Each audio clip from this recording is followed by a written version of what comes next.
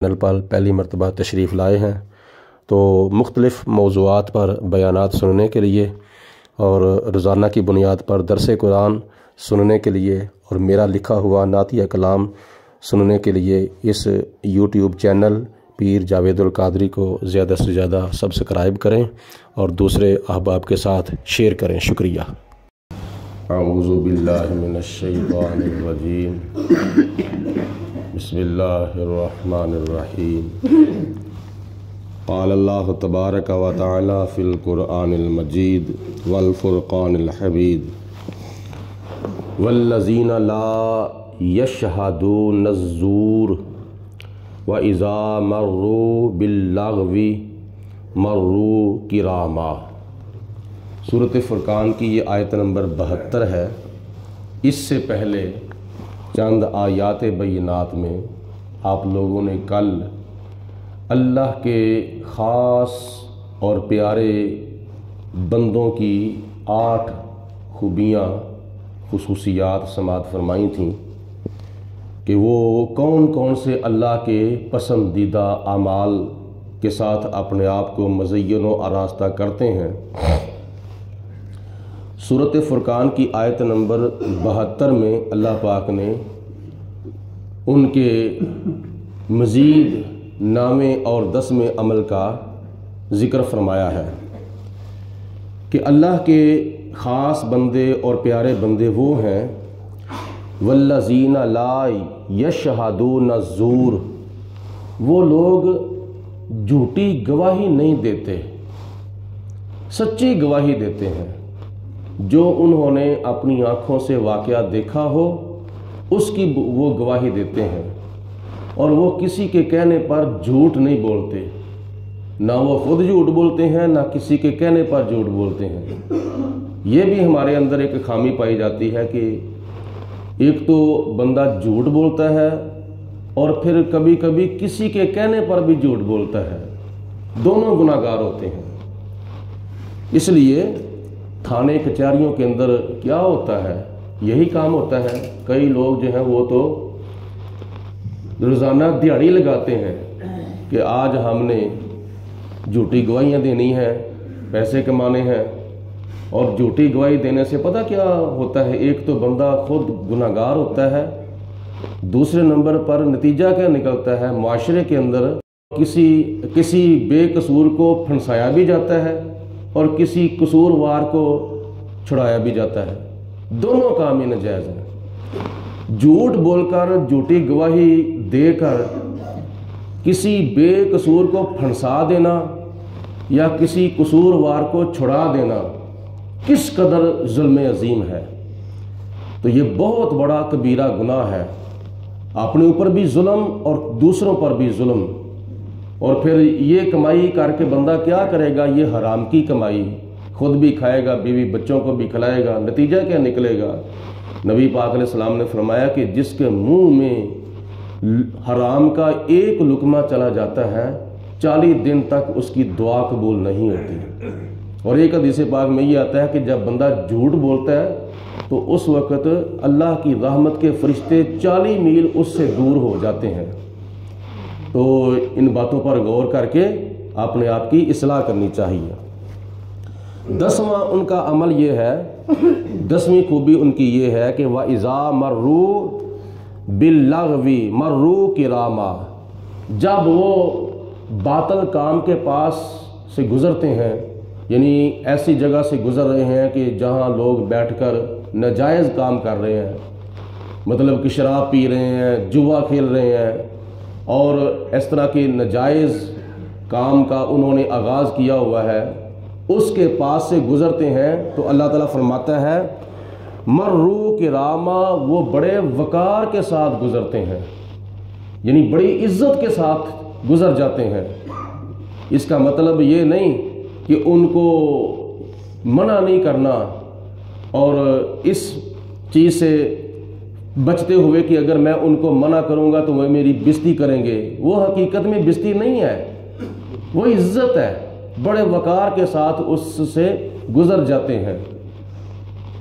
کسی کو برائی سے منع کرنا اور کسی کو نیکی کا حکم دینا یہ بستی نہیں بلکہ یہ حقیقت میں عزت ہے۔ حضور ہمارے پیر و مرشد حضور قبلہ عالم الحاج مفتی ابو داؤد محمد صادق صاحب رحمۃ اللہ تعالی علیہ کوئی بھی اصلاح کرنے کا موقع ضائع نہیں کرتے تھے، چاہے سامنے کوئی صدر بیٹھا ہے، چاہے کوئی ڈی سی بیٹھا ہے، چاہے کوئی وزیر بیٹھا ہے، کوئی بھی ہے، آپ ضرور بر ضرور اصلاح فرما دیتے تھے۔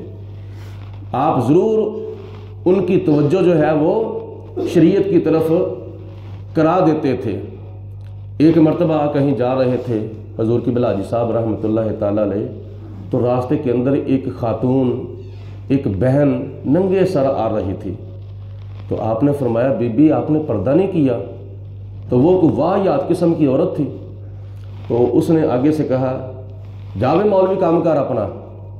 حضور قبلہ حاجی صاحب فرماتے ہیں بی بی میں یہی کام کرنا ہونا، میری یہی ڈیوٹی ہے، شریعت کی پاسبانی کرنا، نیکی کا حکم دینا، برائی سے منع کرنا، میری یہی ڈیوٹی سائیوں نے لگائی ہوئی ہے۔ چوکی دار رسول اللہ دا دیندہ پھردہ ہوکا، بن جا تابع دار نبی دا اے اللہ دیا لوکا۔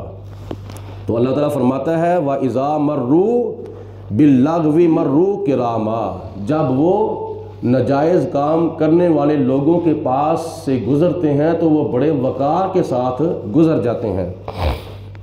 آگے اللہ تعالیٰ ارشاد فرماتا ہے ان کی 11ویں خوبی اور خصوصیت، وَالَّذِينَ إِذَا ذُكِّرُوا بِآيَاتِ رَبِّهِمْ لَمْ يَخِرُّوا عَلَيْهَا صُمًّا وَعُمْيَانًا۔ اللہ فرماتا ہے کہ جب ان کے سامنے ان کے رب کی آیات بینات کی تلاوت کرتے ہوئے ان کو نصیحت کی جاتی ہے تو وہ اس نصیحت کے اوپر بہرے اور اندھے ہو کر نہیں گر جاتے۔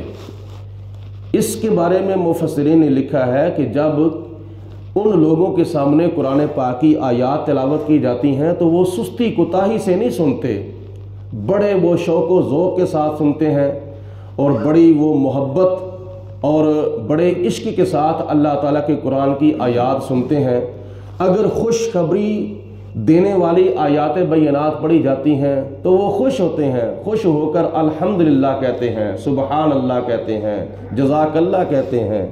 اور جب ان کے سامنے وہ آیات پڑھی جاتی ہیں جن میں اللہ تعالیٰ کے عذاب کا ذکر کیا جائے، خدا تعالیٰ کے غصے کا اور جلال کا ذکر کیا جائے، تو وہ آیات سن کر استغفر اللہ پڑھتے ہیں، اللہ تعالیٰ کی پناہ مانگتے ہیں، اور خدا تعالیٰ کی ذات بابرکات کا کلام سن کر وہ سجدہ شکر ادا کرتے ہیں، اور بغیر سوچے سمجھے ویسے ہی نہیں وہ سستی کوتاہی سے گر جاتے، بلکہ وہ اللہ تعالیٰ کا قرآن بڑی محبت کے کانوں کے ساتھ سنتے ہیں، بڑے ایکٹیو ہو کر، جیسے ماہ رمضان المبارک میں نماز تراویح کے دوران جب حافظ قرآن پاک کی منزل پڑھتا ہے تو نماز تراویح پڑھنے والے پیچھے جو ہے وہ بڑے ذوق و شوق کے ساتھ، بڑے محبت کے کانوں کے ساتھ وہ قرآن پاک کی تلاوت سنتے ہیں، یعنی اکتاتے نہیں، بیزار نہیں ہوتے۔ والذین یقولون ربنا ہب لنا من ازواجنا وذریاتنا قرۃ اعین۔ اللہ تعالیٰ فرماتا ہے کہ وہ لوگ اللہ کی بارگاہ میں یہ بھی دعا کرتے ہیں، کیا دعا کرتے ہیں؟ ہب لنا من ازواجنا، یا اللہ ہمیں وہ بیویاں عطا فرما، وذریاتنا ہمیں وہ اولاد عطا فرما، وہ بیٹیاں عطا فرما، وہ بیٹے عطا فرما، یا اللہ ہمیں وہ بیویاں عطا فرما، ہمیں وہ اولادیں عطا فرما، قرۃ اعین، جو ہمارے آنکھوں کی ٹھنڈک ہو، قرۃ اعین، جو ہماری آنکھوں کی ٹھنڈک ہو۔ یا اللہ جس طرح ہم تیرے دین پر عمل کرتے ہیں اسی طرح ہمیں اپنے دین پر عمل کرنے والی بیوی عطا فرما، اسی طرح یا اللہ ہمیں اپنے دین پر عمل کرنے والی اولاد عطا فرما۔ جب ہماری بیوی، ہمارے بچے، ہماری بچیاں دین پر عمل کریں گے، شریعت پر عمل کریں گے، تو یہ دین کے اصول کے مطابق اپنی زندگی گزاریں گے، تو پھر ہماری آنکھیں جو ہیں وہ ٹھنڈی ہو جائیں گی، ہماری آنکھوں کو ٹھنڈک پہنچے گی۔ مطلب یہ کہ فرما بردار بیوی فرما بردار اولاد جو ہے وہ کیا نام ہے گھر کے سربراہ کی آنکھوں کو ٹھنڈا کر دیتی ہیں۔ اور پھر آگے دعا کرتے ہیں وَجْعَلْنَا لِلْمُتَّقِينَ اماما، یا اللہ ہمیں متقیوں کا، پرہیزگاروں کا امام بنا دے، پیشوا بنا دے۔ اولئک یجزون الغرفۃ بما صبروا، یہ لوگ وہ خوش نصیب ہیں جن کو قیامت کے دن ان کے صبر کرنے کی وجہ سے آخرت میں اللہ پاک ان کو جنت کے بالا خانوں میں داخل کر کے جزا عطا فرمائے گا۔ یعنی دنیا کے اندر جو انہوں نے صبر و شکر کے ساتھ زندگی گزاری ہوگی تو اس کی وجہ سے قیامت کے دن اللہ پاک ان کو جنت کے بلند درجات عطا فرمائے گا، جنت کے بالا خانوں میں مقام عطا فرمائے گا۔ ایک حدیث پاک سماعت فرمائیں، نبی پاک علیہ الصلوۃ والسلام نے ارشاد فرمایا کہ جو حافظ قرآن ہے جب وہ جنت میں داخل ہوگا تو اس کو اللہ پاک فرمائے گا کہ اے حافظ قرآن، قرآن پاک کی آیت پڑھ اور جنت کا درجہ چڑھ۔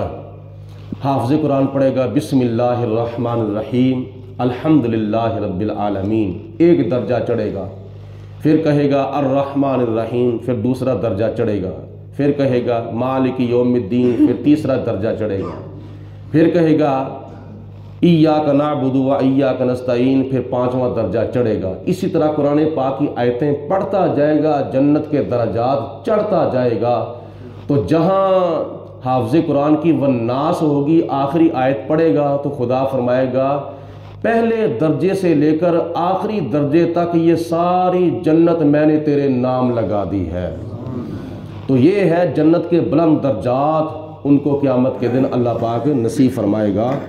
کن کی وجہ سے؟ دنیا کے اندر جو انہوں نے نیک اعمال کیے ہوئے تھے، اور پھر جب جنت میں داخل ہوں گے، جنت کے بلند درجے کے اندر جب ان کو داخل کیا جائے گا تو پھر اللہ تعالیٰ فرماتا ہے وَيُلَقَّوْنَ فِيهَا تَحِيَّةً وَسَلَامًا، ان کا داخلے کے وقت استقبال جو ہے وہ دعا کے ساتھ اور سلام کے ساتھ کیا جائے گا۔ فرشتے اس کے لیے دعا کریں گے اور اس کو آگے سے سلامی کے تحفے پیش کرتے ہوئے اس کا جنت کے اندر استقبال کریں گے۔ خالدین فیہا، وہ اس جنت کے اندر ہمیشہ ہمیشہ رہیں گے، کبھی بھی ان کو باہر نہیں نکالا جائے گا۔ حسنت مستقرم و مقاما، اور یہ ٹھہرنے کی اور رہنے کی کتنی خوبصورت جگہ ہوگی، کتنی پیاری جگہ ہوگی، کتنی سکون دے وہ آرام گاہ ہوگی۔ کل، اے میرے رسول علیہ الصلوۃ والسلام، آپ ان کو ارشاد فرما دو، ما یا اباؤ بکم ربی، کہ میرا رب تمہاری کوئی قدر نہیں فرمائے گا، لولا دعاؤکم، اگر تم اس کی عبادت نہ کرو گے، کیونکہ میرے رب نے تمہیں اپنی عبادت کے لیے پیدا کیا ہے۔ اے مکہ والو، تم اللہ تعالیٰ کی بندگی کرو، اگر تم خدا تعالیٰ کی بندگی کرو گے تو تمہاری اللہ تعالیٰ قدر فرمائے گا، اور اگر تم خدا کی بندگی نہیں کرو گے تو تمہاری خدا تعالیٰ قدر نہیں فرمائے گا۔ فقد کذبتم، تو تم نے تو اللہ تعالیٰ کو بھی جھٹلایا اور اللہ تعالیٰ کے رسول کو بھی جھٹلایا اور اللہ تعالیٰ کی بھیجی ہوئی کتاب یعنی قرآن پاک کو بھی جھٹلایا۔ تو جب تم نے اللہ کی قدر نہیں کی اور اللہ کے رسول کی قدر نہیں کی اور کتاب اللہ کی قدر نہیں کی تو پھر تمہاری اللہ تعالیٰ قدر جو ہے وہ کیسے فرمائے گا؟ فسوف یکون لزاما، اور قیامت کے دن تم اللہ تعالیٰ کا عذاب جو ہے وہ پالو گے۔ آج اللہ تعالیٰ کے فضل و کرم سے سورۃ فرقان پایا تکمیل تک پہنچی ہے، اور کل انشاءاللہ تعالیٰ فجر کی نماز کے بعد سورۃ شعراء کا آغاز کیا جائے گا۔ تمام حضرات درود پاک پڑھیں۔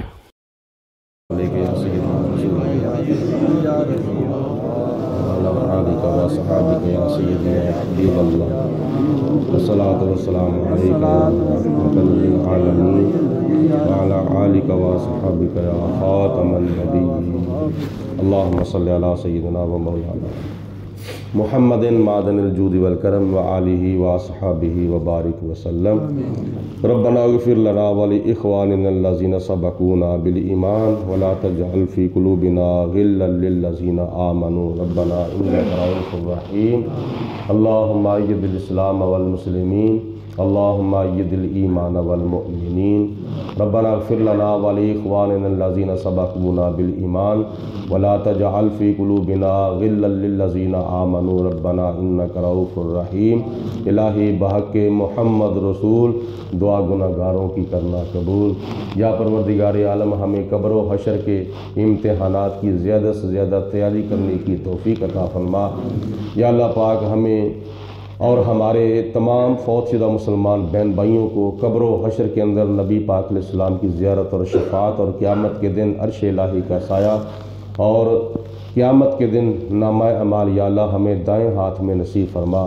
الہ العالمین ہمیں دنیا کی غفلت سے بچا، موت کی سختی، قبر کے عذاب، آخرت کی شرمندگی سے محفوظ فرما. مرتے وقت کلمہ پڑھنا نصیب فرما. سب کے کاروبار میں مال جان میں برکت عطا فرما. یا اللہ پاک بیماروں کو شفائے کاملہ صحت عاجلہ عطا فرما. یا اللہ پاک جو مقروض ہیں ان کو قرضے سے چھٹکارا عطا فرما. سب کو دنیا اور آخرت کی کامیابیاں حاصل کرنے کی توفیق عطا فرما. الہی یہ مقبول میری دعا ہو، میری ہر ادا سنت مصطفیٰ ہو. وصلی اللہ علی حبیبہ محمد وآلہ وصحبہ.